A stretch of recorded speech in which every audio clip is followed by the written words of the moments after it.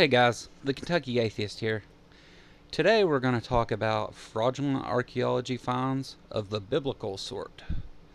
This video was originally about just the frauds committed by Ron Wyatt, but as that's been done several times, I figured I would add some others in as well and talk a little bit about why I think believers find it necessary to trick other believers that already believe this stuff. But first I want to give a shout out to my Patreon supporters who help make it possible for me to make these videos. If you're interested in supporting the channel, you can click the link in the description and join us in the fight to expose the fraud and harm that religion spreads every day. You get a lot of great perks in the process too, so check that out, guys. I also want to give a special shout out to Mark the Rational for sending me this awesome desk from my Amazon wishlist, which is also linked in the description. I spend a lot of time working on these videos, and this will make that so much easier and more productive, so thank you so much, Mark. And with that, let's get into it.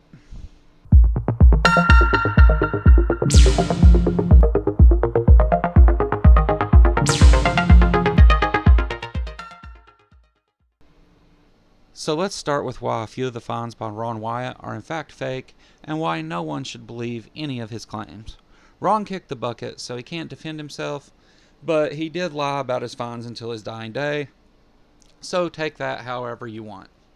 The finds I'm going to mention are known fakes, and all the information gathered in this video is from reputable sources, being mostly science publications, and I will try to cite them as I go, or at least the people I'm quoting.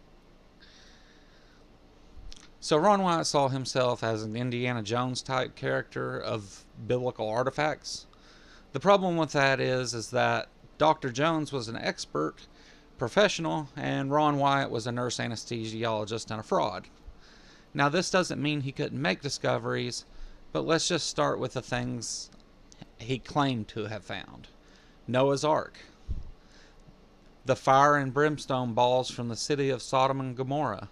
The Tower of Babel, the Ark of the Covenant, the original Ten Commandment tablets, Goliath's sword, the site of the crucifixion, including Jesus' blood, in an earthquake crack beneath the crucifixion site that he claims he had analyzed, and it showed only 24 chromosomes instead of 46. These are just some of the things that Ron claimed to find. There's actually even more. I'm going to hit these real quick as there are plenty of videos breaking each of these down, so I'm just going to go over a few of them and give you my ideas about what I think. So Noah's Ark was a rock formation in Turkey that resembled a boat shape, but in no way was close to fitting the dimensions or even shape of the ark. This lie was made worse by planting fake evidence using modern material that was immediately discovered as fake. He's not the first or the last person caught lying about the ark. He's most famous for his fraudulent discovery of the Ark of the Covenant, which includes the Ten Commandments lie, where he said 4 angels helped him lift the 900-pound solid gold lid and get to him.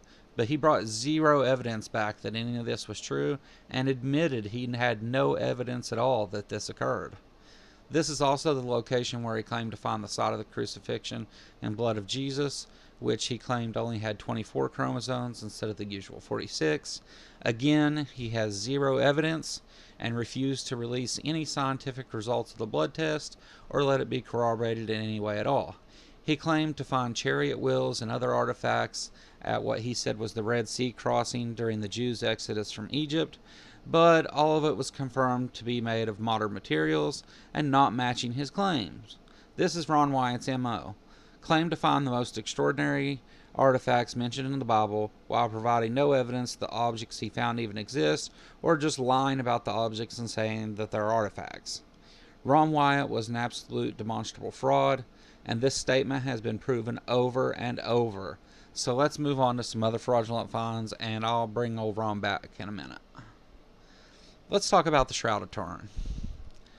The Shroud of Turin is an ancient linen cloth about 15 feet long and about 4 foot wide, and it bears an image of what appears to be a crucified man's body.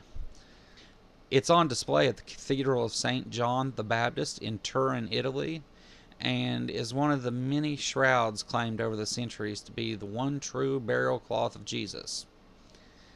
In 1998, scientists carbon dated the shroud's origins to between 1260 and 1390 AD, supporting claims that it's merely a hoax. Jesus' life was thought to have come to an end in AD 33. Still, whether or not the shroud is fake is hotly debated, but it's clear that it is. To help shed light on this controversy, researchers strove to use modern forensic techniques on the shroud. They focused on the bloodstains from the supposed crucifixion wounds on the linen, aiming to reconstruct the most likely position of the arms and body within the shroud. They found that if one examined all the bloodstains on the shroud together, you realize these cannot be bloodstains from a person who was crucified and then put in the grave, but actually handmade by an artist that created the shroud. Study lead author Matteo Borini, a forensic anthropologist at Liverpool John Moores University in England, told all this to Science Live. Let's talk about the Museum of the Bible and the Dead Sea Scrolls. In 2009, Hobby Lobby president Steve Green began acquiring a collection of 16 Dead Sea Scrolls for his Museum of the Bible, a sprawling institution in Washington, D.C. that seeks to provide an immersive and personalized experience with the Bible and its ongoing impact on the world around us. Funny, I would have a different view on what that impact is, and I'm sure many of you would agree. The museum opened in 2017, and not long after, doubts began to swirl about the authenticity of its Dead Sea Scrolls.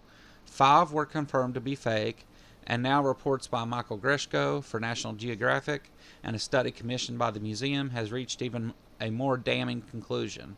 None of the textual fragments of the Museum of the Bible's Dead Sea Scrolls collection are authentic.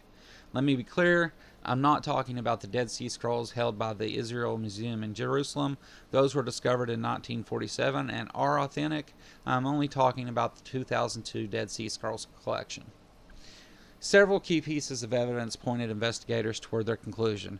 Genuine Dead Sea Scrolls, for instance, are made from tanned or lightly tanned parchment. The museum's pieces were written on leather, possibly sourced from ancient shoes or sandals. And according to Colette Law, founder of Art Fraud Insights, all of the 16 fragments show characteristics that suggest they were deliberate forgeries created in the 20th century with the intent to mimic authentic Dead Sea Scroll fragments. So we have taken a look at some of the frauds and fakeries in the world of biblical archaeology.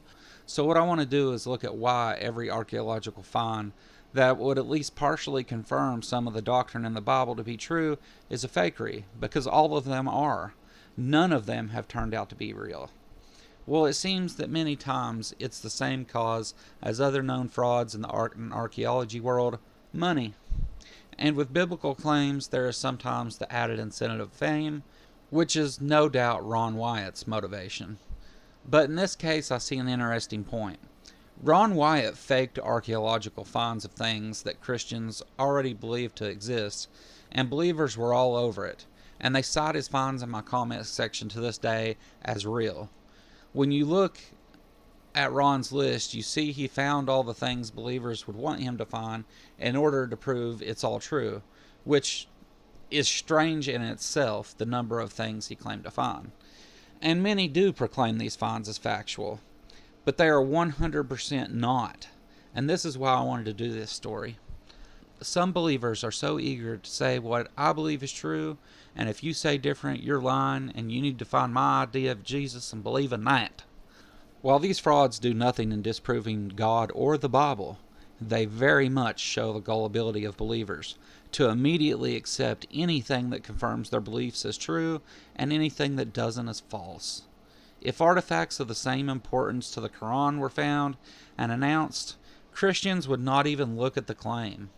They would immediately dismiss it as false or say some crazy shit like God put the stuff here to test their faith, something like that. All of this points to the bigger issue.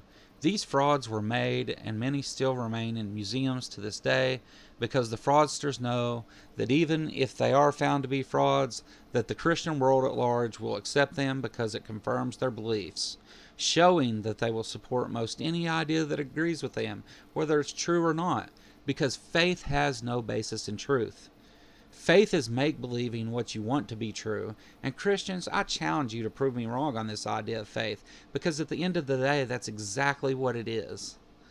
So as long as these fraudulent finds sit in a museum somewhere and people tell them it's true, they're going to believe it and say it is true without question, which in my view is both dangerous and harmful to society at large.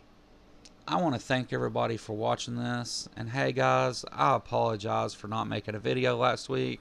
Things have been kind of hectic at home, but I'm working on getting this down to a schedule so I can release new content every Sunday morning, just in time for bored believers to view it in church. If you guys like this kind of content, please don't forget to hit the like and subscribe buttons, and if you click the bell, you'll be notified of when I release new content. Thanks for hanging in there, guys. I know some of these points have been made many times here on YouTube alone, but I felt it was necessary to address some of this and put my own little spin on it. But that's all I got for you guys today, so have a good one.